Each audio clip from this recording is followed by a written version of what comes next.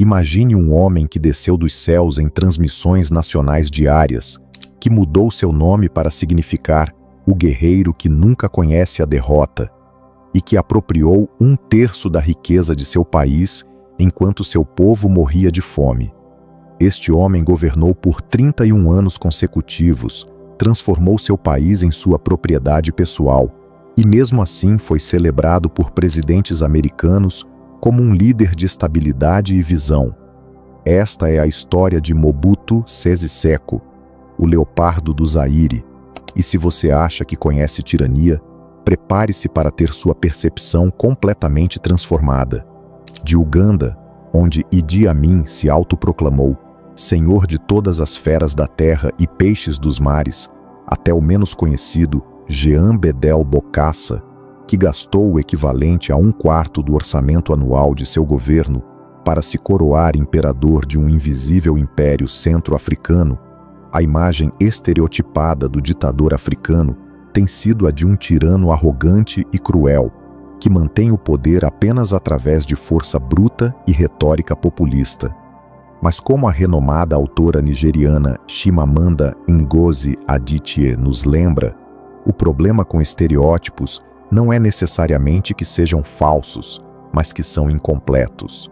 E quando se trata de ditadores africanos, provavelmente não há ilustração maior das nuances e complexidades que sustentam ditaduras na África do que a permanência de 31 anos de Joseph Désiré Mobutu como líder do país hoje conhecido como República Democrática do Congo, um anticomunista autoproclamado que modelou todo o seu aparato estatal segundo o presidente Mao da China, um revolucionário africano que colaborou com os antigos colonizadores de seu país para depor seu próprio primeiro-ministro, um afrocentrista declarado cujo amor por luxos europeus e prestígio o levaria a apropriar 1/3 estimado do PIB de seu país e construir uma fortuna pessoal quase 2 vezes maior que a dívida nacional de seu país.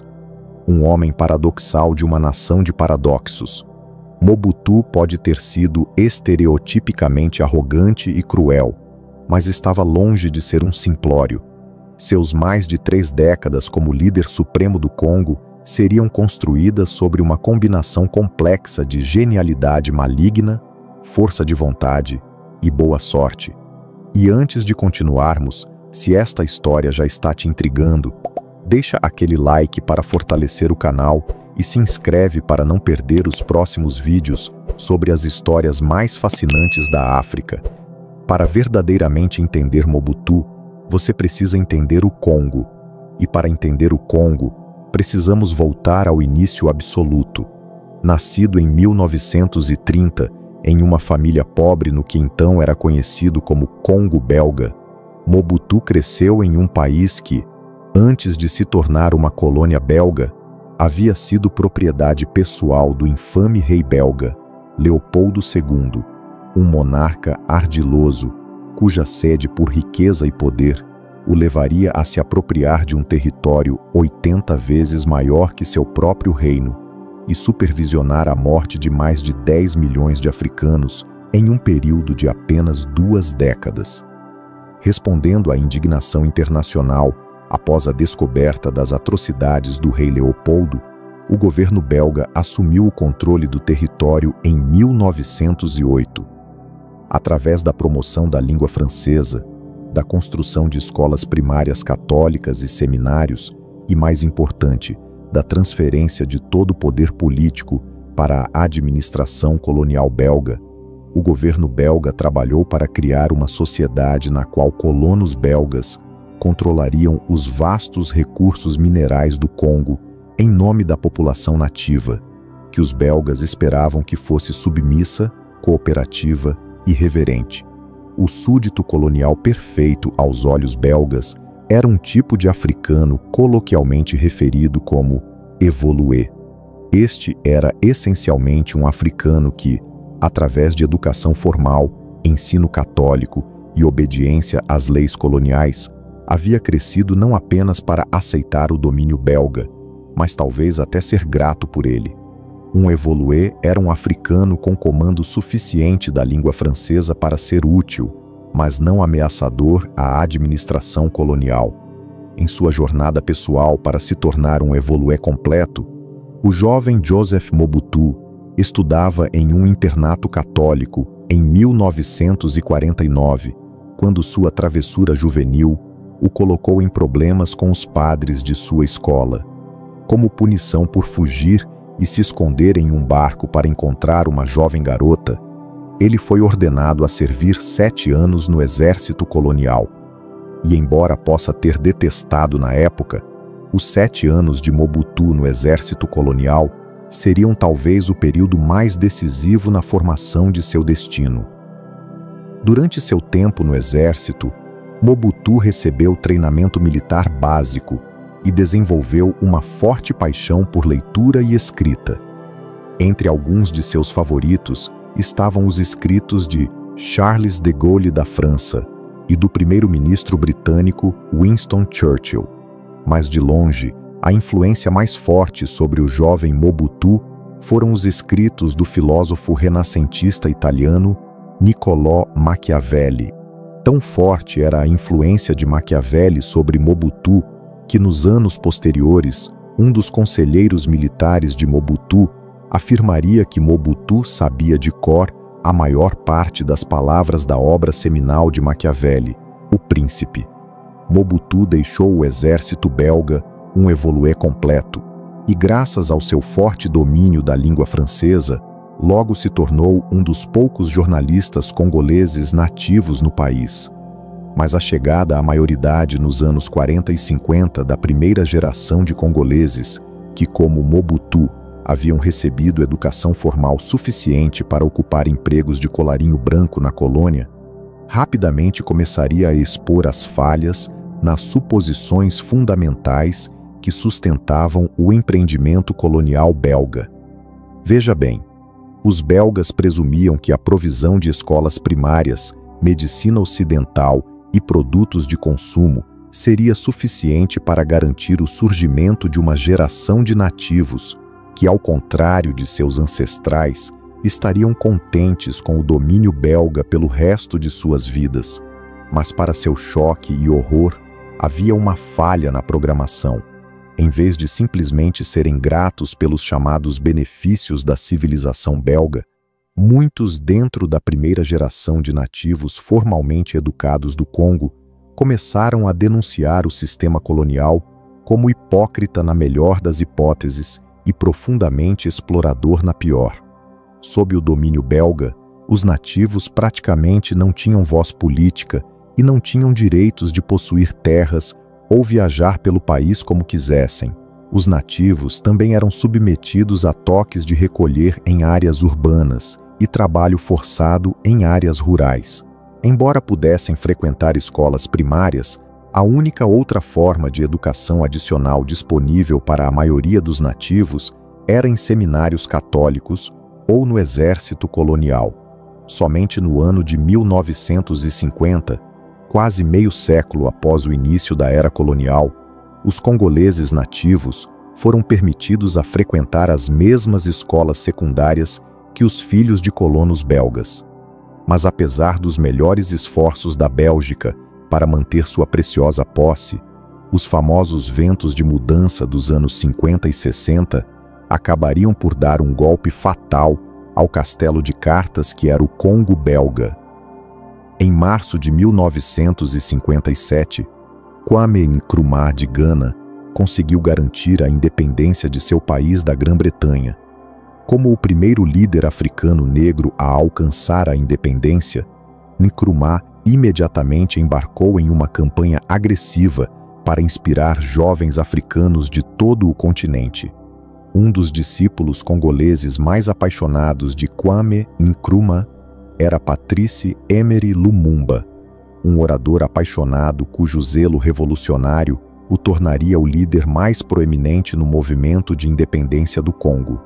Mas apesar de todo o seu zelo revolucionário, Lumumba se mostraria bastante ingênuo sobre as duras realidades da política de poder.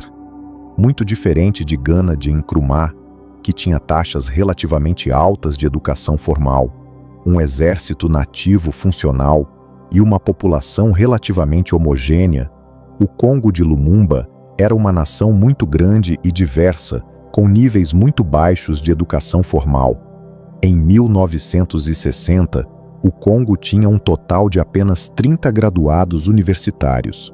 Apenas 136 crianças congolesas se formaram no ensino médio no final do ano acadêmico de 1960, e o país não tinha médicos indígenas, professores de ensino médio ou oficiais superiores do exército.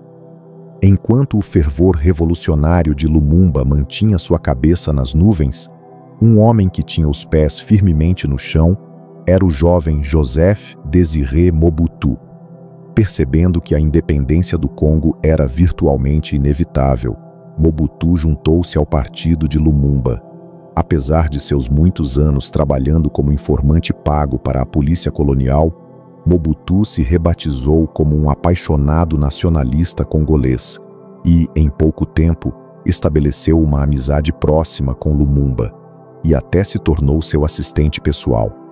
O Congo alcançou sua independência em 30 de junho de 1960, com Patrice Lumumba, de 35 anos, como seu primeiro-ministro.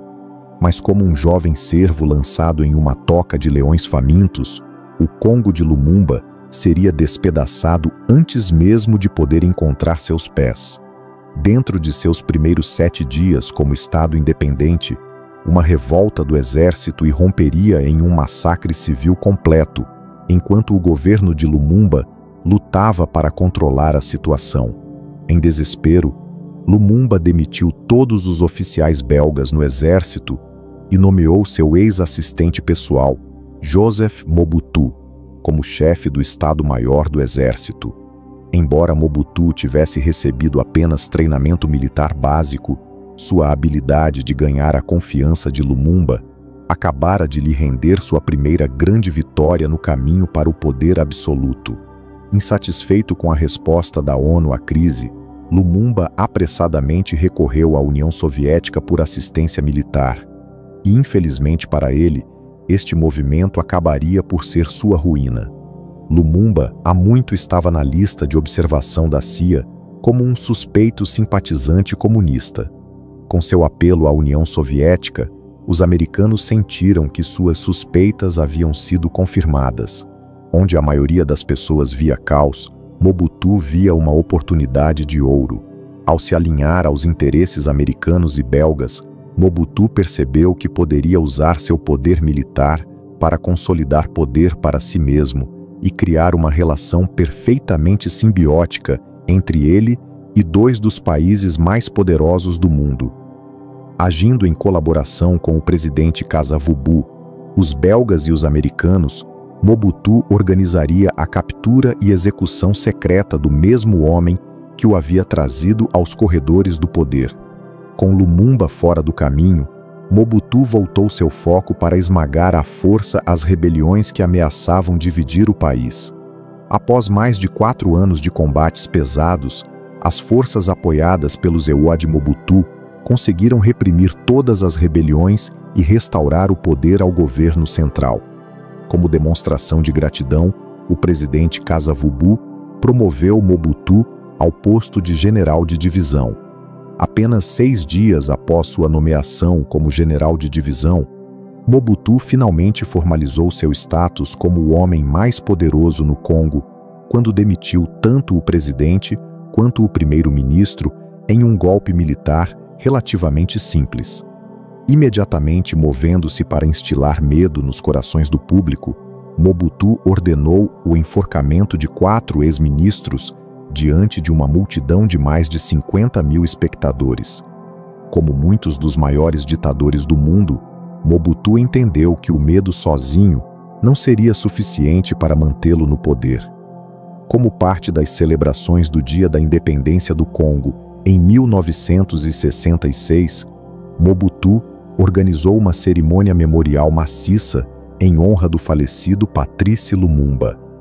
De pé sobre o túmulo do homem com quem havia colaborado para assassinar, Mobutu se reapresentou como um apaixonado revolucionário africano e anti-imperialista. A mistura magistral de poder duro e brando de Mobutu inicialmente produziu resultados impressionantes. Dentro dos primeiros 5 anos de seu regime, Mobutu conseguiu trazer virtualmente todas as principais regiões do país à submissão ao seu governo. Na frente econômica, Mobutu estabilizou a moeda do país, reduziu as dívidas do governo e nacionalizou a lucrativa indústria de mineração de cobre. Em 1970, o Congo de Mobutu era visto como um estado genuinamente viável. Segundo o presidente do ZEUA, Richard Nixon, Mobutu era um líder de estabilidade e visão. O Congo de Mobutu era subitamente visto como um destino emocionante para investidores estrangeiros.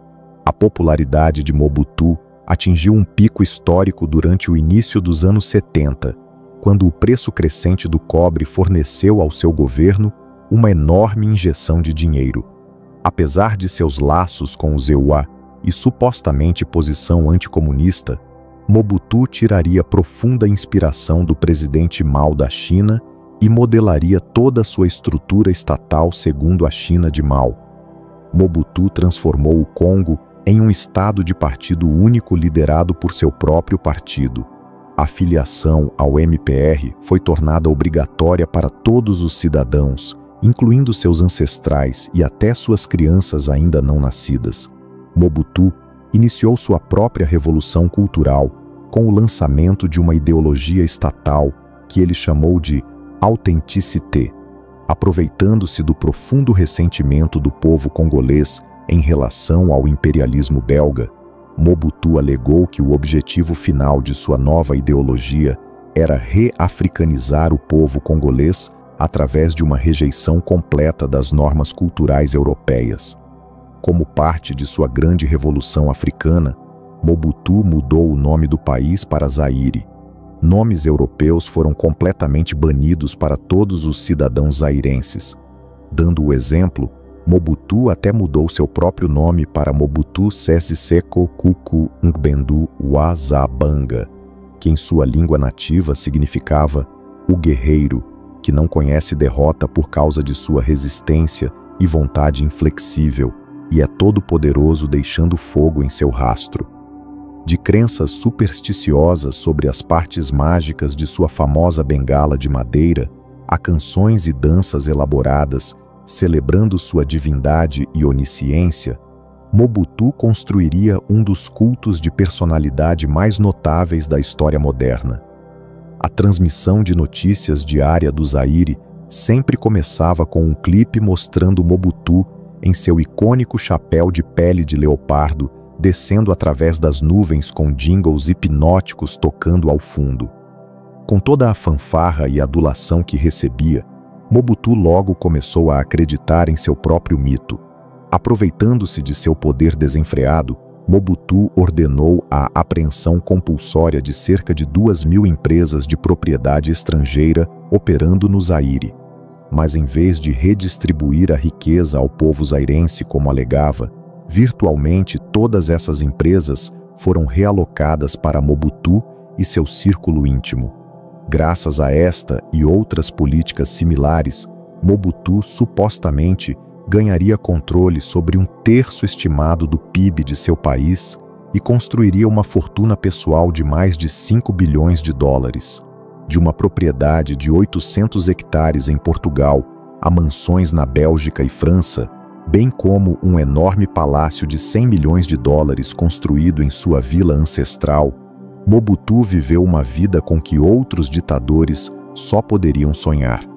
Mas embora Mobutu pudesse ser uma lei em si mesmo no Zaire, as leis básicas da economia não respeitavam pessoa ou posição. A apreensão de empresas estrangeiras se provaria um desastre absoluto. Muitas das empresas apropriadas rapidamente faliram depois de serem arruinadas pelos capangas de Mobutu. O grande boom do cobre que havia fornecido ganhos inesperados, de repente chegou ao fim.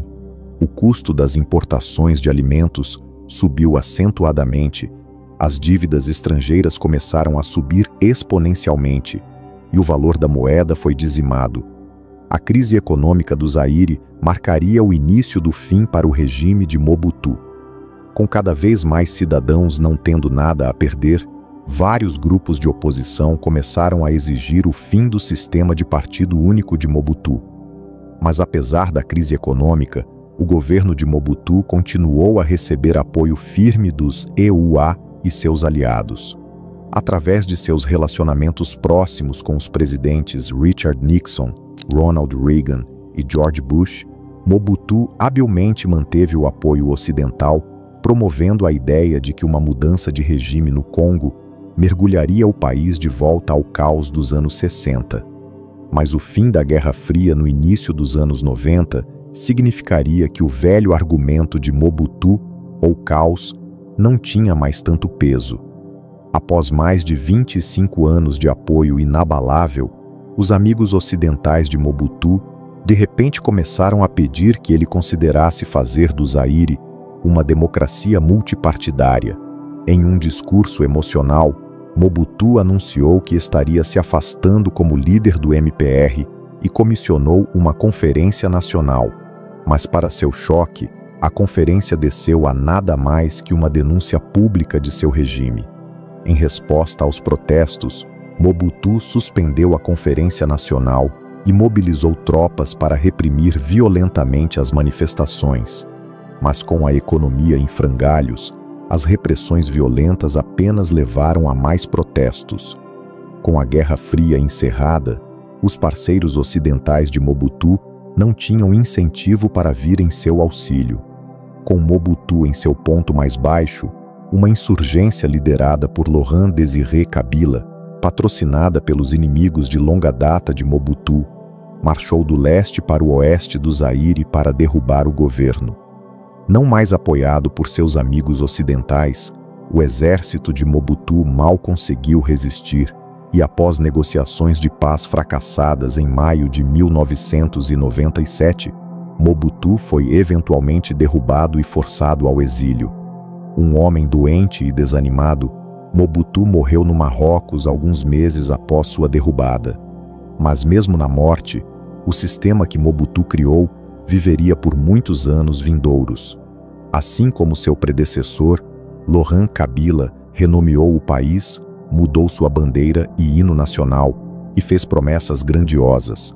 Mas em termos de substância real, o governo de Kabila não trouxe paz e prosperidade ao povo congolês.